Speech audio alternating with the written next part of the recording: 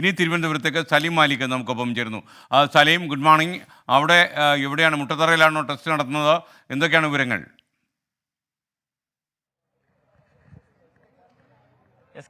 തിരുവനന്തപുരത്ത് മുട്ടത്തറയിലെ ഈ ടെസ്റ്റിംഗ് ഗ്രൗണ്ടിൽ അല്പസമയം മുൻപ് ഇവിടെ മോട്ടോർ വാഹന വകുപ്പ് ഉദ്യോഗസ്ഥർ എത്തുകയും എത്തിയതിനു ശേഷം ഇന്ന് സ്ലോട്ട് അനുവദിച്ചിട്ടുള്ള 23 പേരുടെയും പേരുകൾ വിളിക്കുകയും ചെയ്തിരുന്നു. പക്ഷേ ആരും ഈ ടെസ്റ്റിനായി ഇവിടേക്ക് എത്തിയിട്ടില്ല എന്നുള്ളതാണ് പ്രധാനപ്പെട്ട കാര്യം. അതിനുശേഷം ഉദ്യോഗസ്ഥർ അവിടെ നിന്ന് മാറിയിട്ടുണ്ട്. 9:30 ഒരിക്കൽ കൂടി ആരെങ്കിലും ടെസ്റ്റിന് എത്തുമോ എന്നുള്ള ഒരു അന്വേഷണം നടത്തും. അത്തരത്തിൽ നേരത്തെ വിളിച്ചതുപോലെ തന്നെ ഒരു ഈ സ്ലോട്ട് ഒരിക്കൽ കൂടി വന്നവർ എത്തിയിട്ടുണ്ടോ എന്ന് വിളിച്ചു നോക്കും. അപ്പോഴും എത്തിയില്ലെങ്കിൽ ഇന്ന് ടെസ്റ്റ് നടക്കാനുള്ള സാധ്യതയില്ല. അതേസമയം ഇവിടെ അല്പസമയം മുൻപ് 2 പേർ സ്വന്തം വാഹനത്തിൽ എത്തിയിരുന്നു. പക്ഷേ ഇവിടെ പ്രതിഷേധക്കാരുണ്ട്. ഈ പ്രതിഷേധക്കാർ തന്നെ അവരുമായി സംസാരിച്ചതിന് ശേഷം അവർ മടങ്ങിപ്പോകുന്ന കാഴ്ചയാണ് ഉണ്ടായത്.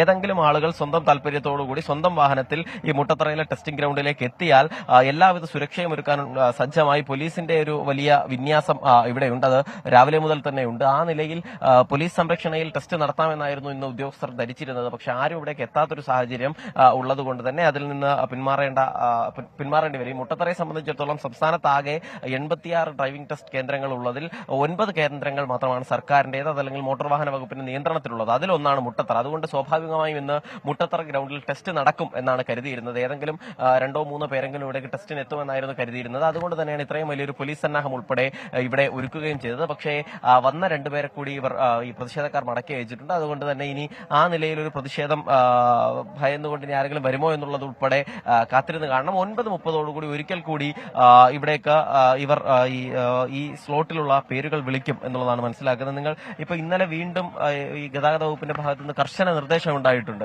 അപ്പൊ നിങ്ങൾ ഈ സമരം അവസാനിപ്പിക്കാൻ തയ്യാറല്ല എന്ന്? നമ്മൾ തയ്യാറല്ല. അതെങ്ങനെയാണ്? എങ്കിൽ പിന്നെ നമ്മൾ ഇത്രയും ദിവസം സമരം ചെയ്ത് വെറുതെ ആയില്ലേ? അവര് KSRTCയുടെ പാർക്കിംഗ് ഗ്രൗണ്ടിൽ ടെസ്റ്റ് നടത്തും എന്നാണ് പറഞ്ഞിരിക്കുന്നത്. ഇവിടെ ടെസ്റ്റിന് കയറാൻ നമ്മൾ അനുവദിച്ചില്ല എന്നുണ്ടെങ്കിൽ അവർ അവിടെ കൊണ്ടുപോയി ടെസ്റ്റ് നടത്തും. എവിടെ അവർ ടെസ്റ്റ് നടത്തിയിരുന്നാലും ഞങ്ങൾ ഡ്രൈവിംഗ് സ്കൂളിൽ അവിടെ എത്തിയിരിക്കും. ടെസ്റ്റ് നടത്താൻ നമ്മൾ സമ്മതിക്കത്തില്ല തന്നെ. നമ്മൾ ഇത്രയും ദിവസം അത്രയും കഷ്ടപ്പെട്ടാണ് നമ്മൾ ഈ പൊരിയുടെ വേല നിന്നിട്ടുണ്ട് സമരം ചെയ്യണത്.